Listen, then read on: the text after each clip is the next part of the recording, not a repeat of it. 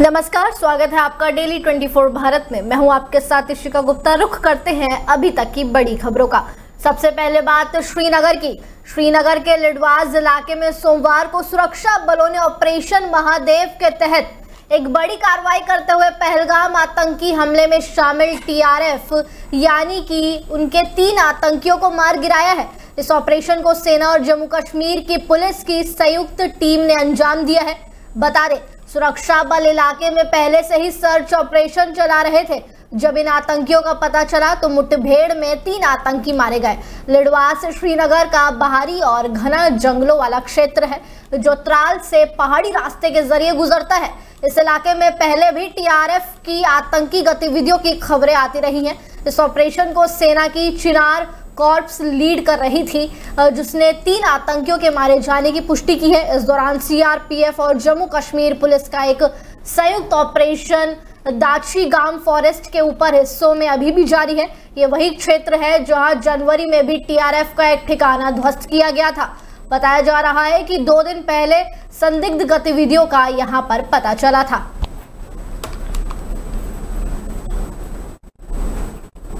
उत्तर प्रदेश के ऊर्जा मंत्री अरविंद कुमार शर्मा यानी कि एके शर्मा ने एक बार फिर अपने विभाग में मनमाने और लापरवाह अधिकारियों और कर्मचारियों को निशाना बनाया। सबसे ज्यादा उन्होंने कर्मचारी यूनियन पर भड़ास निकाली।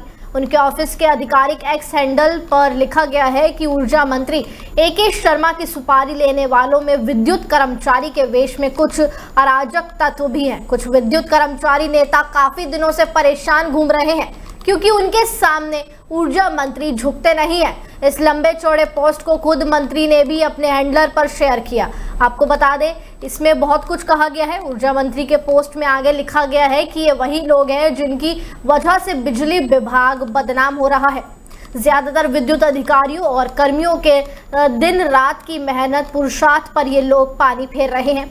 एके शर्मा ने 3 वर्ष के कार्यकाल में ये लोग 4 बार हड़ताल कर चुके हैं। पहली हड़ताल तो उनके मंत्री बनने के 3 दिन बाद ही होने वाली थी। अंततः बाहर से प्रेरित हड़ताल पर हड़ताल, इनकी श्रृंखला पर माननीय हाईकोर्ट को हस्तक्षेप करना पड़ा। आखिर अन्य विभागों में हड़ताल क्यों नहीं हो रही है? वहां यूनियन नहीं है क्या? वहां समस्या या मुद्दे नहीं है क्या? सभी बातें एके शर्मा ने अपने ट्विटर हैंडलर पर कही। लोकसभा में सोमवार को पाकिस्तान में आतंकियों के खिलाफ किए गए ऑपरेशन सिंदूर को लेकर खासा चर्चा शुरू हो गई है। इस चर्चा की शुरुआत रक्षा मंत्री राजनाथ सिंह ने की और सेना की कार्रवाई को विस्तार से बताया। उन्होंने कहा कि भारतीय सेना ने इस ऑपरेशन में अपने सभी तय टारगेट्स को सफलतापूर्वक हिट किया और ऑपरेशन पूरी तरह से सफल रहा। राजनाथ सिंह ने विपक्ष के नेता राहुल गांधी पर भी निशाना साधते हुए कहा। उन्होंने कहा कि हमसे कभी नहीं पूछा कि दुश्मन के कितने विमान मारे गए। ये टिप्पणी उस बहस के संदर्भ में थी जब राहुल गांधी और विपक्ष लगातार ये सवाल उठा रहे थे कि ऑपरेशन में भारत के कितने फाइटर जेट्स को नुकसान पहुंचा है। राहुल गांधी ने पहले भी भारतीय वायुसेना को कथित नुकसान को लेकर लगातार सवाल उठाए हैं। उन्होंने खासतौर से तब सवाल उठाए जब 10 जून को इंडोनेशिया की राजधानी जकार्ता में एक सेमिनार के दौरान भारत के डिफेंस अटैच इंडियन नेवी के कैप्टन शिव कुमार ने कहा था कि ऑपरेशन सिंदूर के दौरान भारतीय वायुसेना ने कुछ एयरक्राफ्ट खोए थे। दिल्ली एनसीआर में आपदा से निपटने की तैयारियों को परखने के लिए 29 जुलाई से 1 अगस्त तक ऐसा एक मॉक ड्रिल यानी एक्सरसाइज सुरक्षा चक्र आयोजित किया जा रहा है, जो कि सबसे बड़ा माना जा रहा है। यह अभ्यास राष्ट्रीय आपदा प्रबंधन प्राधिकरण यानी कि एनडीएमए, भारतीय सेना और दिल्ली, हरियाणा और उत्तर प्रदेश सरकारों के संयुक्त प्रयास से आयोजित किया जा रहा है। बता दें, ये अब तक का एनसीआर में सबसे बड़ा राजकीय बहु एजेंसी आपदा प्रबंधन अभ्यास माना जा रहा है। इसका उद्देश्य बड़े आपदाओं जैसे भूकंप और औद्योगिक रासायनिक हादसों से निपटने की तैयारी और विभिन्न एजेंसियों के बीच कोऑर्डिनेशन को मजबूत करना है। इस अभ्यास का समापन 1 अगस्त को फुल स्केल मॉक एक्सरसाइज से होगा, जिसमें पूरे एनसीआर में 18 जिलों में एक बड़े भूकंप की स्थिति को सिमुलेट किया जाएगा। लोगों से अपील की गई है कि वे घबराएं नहीं, ये केवल एक अभ्यास होने वाला है।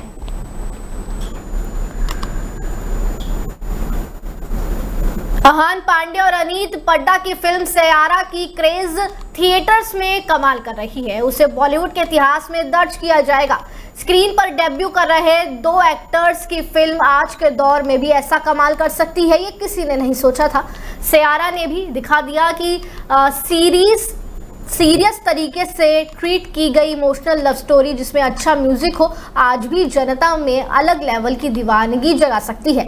ऐसी दीवानगी जो किसी भी नए फॉर्मूले पर भारी पड़ सकती है। पहले हफ्ते में शानदार कमाई के बाद सयारा ने दूसरे हफ्ते की ऐसी दमदार शुरुआत की कि कश्मीर फाइल्स और केरला स्टोरी जैसी पॉलिटिकल नैरेटिव वाली सरप्राइज हिट्स भी इससे पीछे छूट गई है।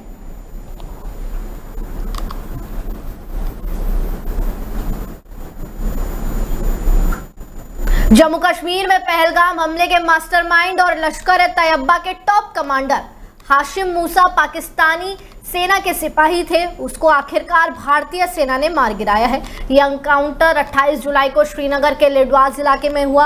अब तक इस मुठभेड़ की तस्वीरें सामने ठीक से नहीं आ पाई है, लेकिन जो भी तस्वीरें सामने आ रही है उसमें हाशिम मूसा को देखा जा रहा है।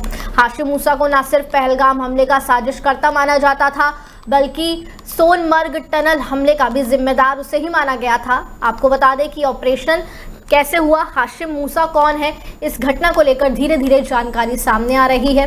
कहा जा रहा है कि जम्मू कश्मीर के पहलगाम के 22 सरन घाटी में 5 आतंकियों ने 26 पर्यटकों पर हमला किया था, जिसमें ज्यादातर हिंदू थे और एक ईसाई पर्यटक था और एक मुस्लिम भी मारा गया था। हमले में M4 कार्बन और AK-47 का इस्तेमाल हुआ था, जिसके बाद से ही इन तीनों आतंकियों को सर्च कर रही थी भारतीय सेना, जिसमें से हाशिम मूसा के साथ साथ इसके 2 साथियों को भी मार गिराया गया है।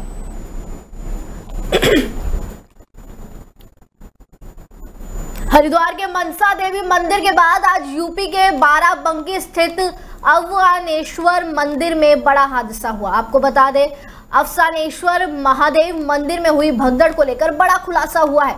एक चश्मदीद के मुताबिक भगदड़ की वजह बंदरों का हमला नहीं बल्कि पुलिस और होमगार्ड द्वारा लाठियां चलाना था। अस्पताल में भर्ती घायल ने बताया कि मंदिर में भीड़ बेकाबू हो गई थी, जिसे नियंत्रित करने में पुलिस असफल रही। नतीजन 2 श्रद्धालुओं की जान चली गई और कई चोटिल हो गए। आपको बता दें, जिले के हैदरगढ़ क्षेत्र से स्थित प्रसिद्ध अवसानेश्वर महादेव मंदिर आज सोमवार को दर्शन पूजन के दौरान भगदड़ की वजह से काफी वहां पर हलचल मची। इस हादसे में 2 श्रद्धालुओं की मौत हो गई, जबकि दर्जनों लोग घायल बताए जा रहे हैं। मृतकों में 22 वर्षीय प्रशांत और एक अन्य श्रद्धालु शामिल है। शुरू में जानकारी दी गई थी कि अवसानेश्वर महादेव मंदिर में काफी भीड़ थी। जलाभिषेक के दौरान कुछ बंदर मंदिर में स्थित छावनी की टीन पर कूद गए, जिससे बिजली का तार टूट गया और टीन शेड पर गिर गया। तार के गिरते ही उसमें से करंट शेड में फैल गया, जिससे वहां मौजूद लोगों में दहशत आ गई और भगदड़ मच गई। लेकिन अब खबर सामने आ रही है कि पुलिस की लाठीचार्ज की वजह से भगदड़ मची है, ना कि बंदरों की वजह से।